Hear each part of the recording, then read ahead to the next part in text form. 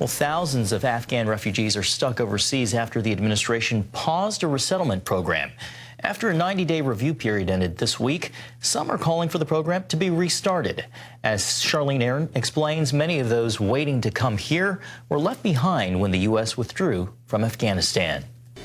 A number of refugee groups are scrambling to assist those seeking safety and protection.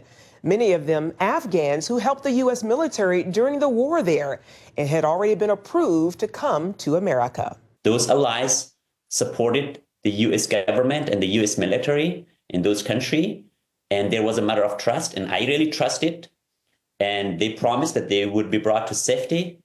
But if that door is closed right now, I don't think that anyone would trust the U.S. Mohammed Dad-Saweri once worked as a language assistant to the U.S. military.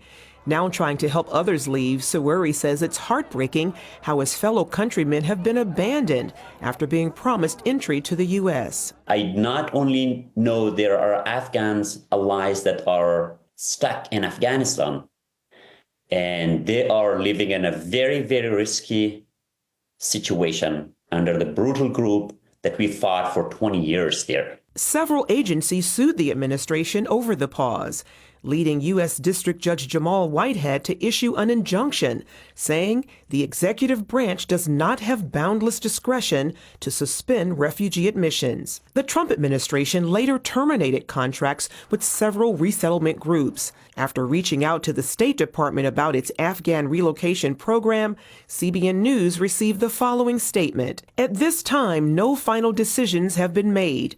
The department has paused all U.S. government relocation flights from Kabul to third country processing platforms for Afghan refugee and Afghan special immigrant visa applicants until further notice. Since 1982, Integrated Refugee and Immigrant Services has helped to resettle people from Afghanistan, Somalia, and other dangerous places. Maggie Salem serves as the group's executive director. A lot of folks would understandably not think about the families of these allies. Those families, even extended families, are at risk. Sean Vandiver, founder of Afghan EVAC, a veteran-led nonprofit, says the U.S. could never have accomplished its mission without the support of Afghan allies, work that put many of them at risk from the Taliban. Without the help of local staff and local resources, we would have lost scores more American lives. These people saved us. These people protected us.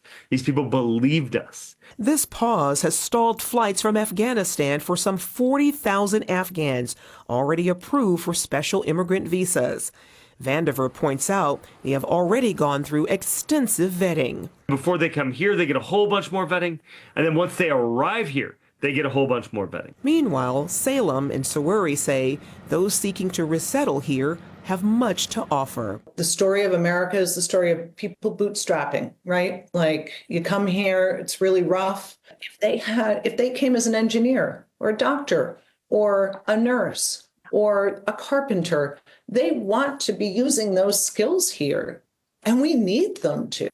And I really hope that the administration revisit this program and reconsider their strategies, so hopefully they can come to the safety. Charlene Aaron, CBN News. Important reporting. Thank you, Charlene. Gordon? Very important reporting, and it's just yet another blow against the Afghans who stood with us during that horrible war. It's one of the great marks against the Biden administration, the chaotic withdrawal from Afghanistan. The number of people that were killed in all of that, and then the complete abandonment of the people that supported us during the war. And now you have Afghanis who are actually here, and the Trump administration is looking for ways to send them back, which is, in my view, a pathway to certain death. There shouldn't be this broad brush on, these policy decisions. You have to nuance it based on the circumstances for each group. And to say to a group, well, you've been here and that's been really nice, but now it's time for you to go home, just really doesn't make any sense to me.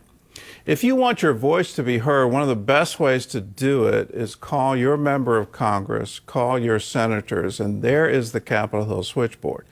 And let them know how you feel and ask for them to now lobby the State Department for a change of the policy for these Afghan refugees. This is time for us to stand up and to say, no, this is not right. This is not the America that we want to live in. This is against everything we think, everything we believe. That we want the poor and the tired and those looking for freedom, we want them with us. And here they are already here, and let's make sure our voice is heard. So there's the number on the screen again, 202-224-3121.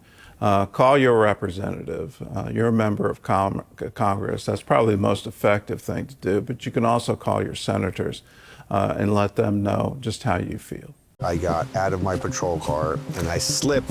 I went from having a promising career as a neuroscientist to having a medical death sentence. I said, shock him one more time.